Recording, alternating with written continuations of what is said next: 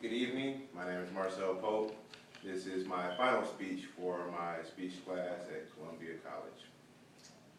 When most people hear the word marijuana, they think of addicts or dealers. When others hear it, they think of paper, textiles, clothing, or even medicine. Over the next few minutes, I would like to discuss with you some of the more positive aspects of marijuana. And hopefully by the end, I will have changed your mind on this underused natural resources that we are not taking full advantage of. First, I would like to talk about the tolerance that people have towards marijuana. In 1969, only about 10% of the population approved of marijuana. In 2009, that number grew to over 55%. This means that more than half of the public think that marijuana should be legalized in some shape or form. To prove that, 21 states have now legalized marijuana in some type of way, mostly for medical marijuana, but 2 states, Colorado and Washington State, have now passed laws for recreational use. And on January 1st, 2014, the first marijuana store will open in Colorado, allowing residents to purchase up to 1 ounce and non-residents a quarter of an ounce.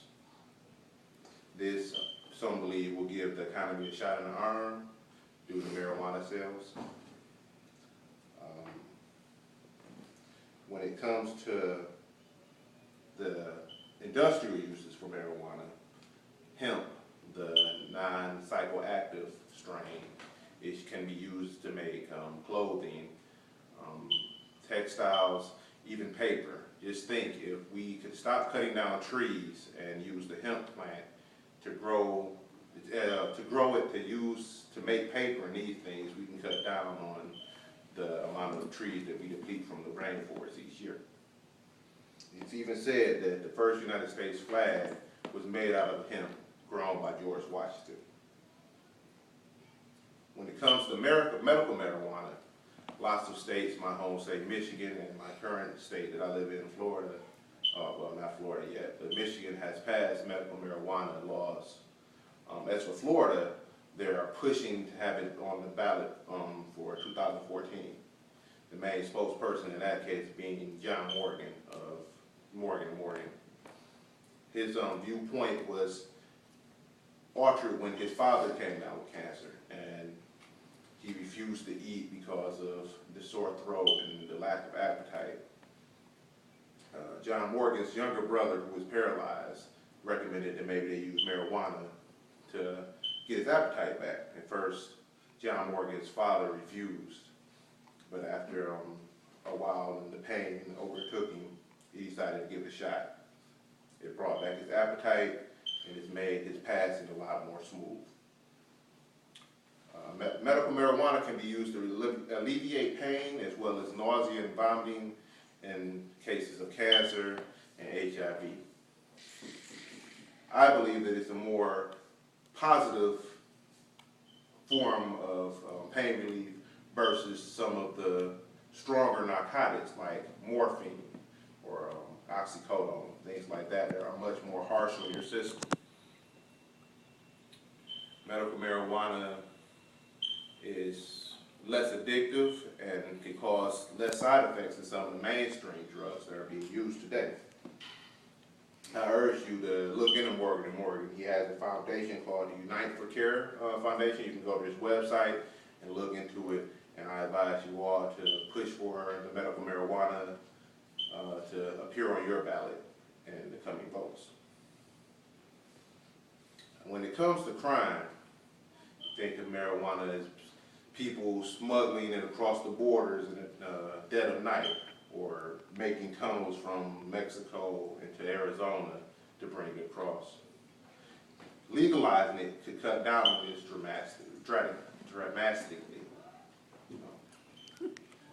drastically, I'm sorry.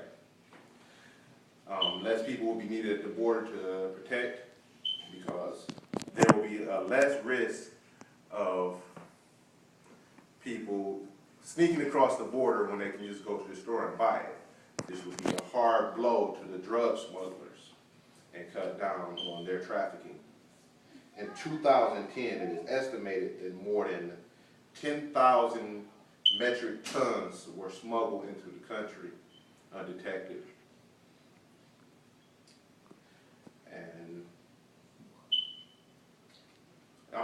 Smuggled into the country undetected. This number continues to grow. And there's not much that can be done as this seems. Even with the added security, the drug smugglers become more cunning and find ways to sneak it into our country.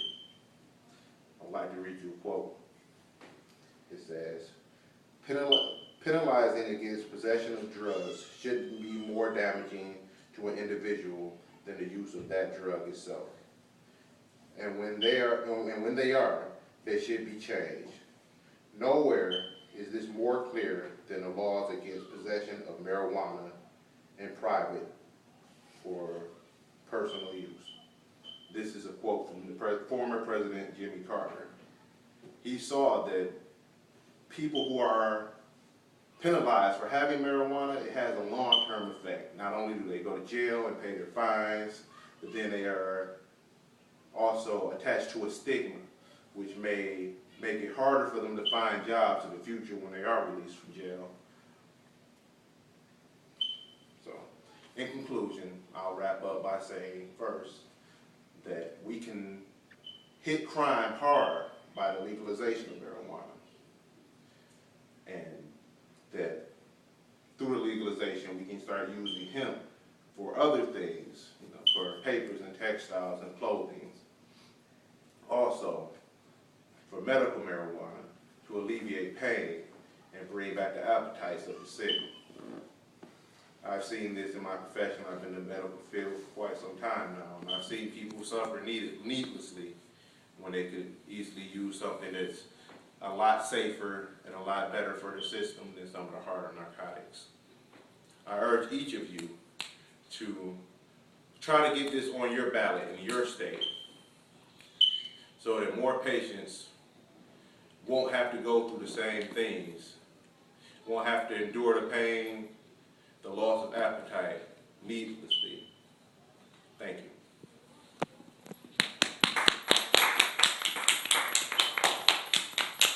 Bravo!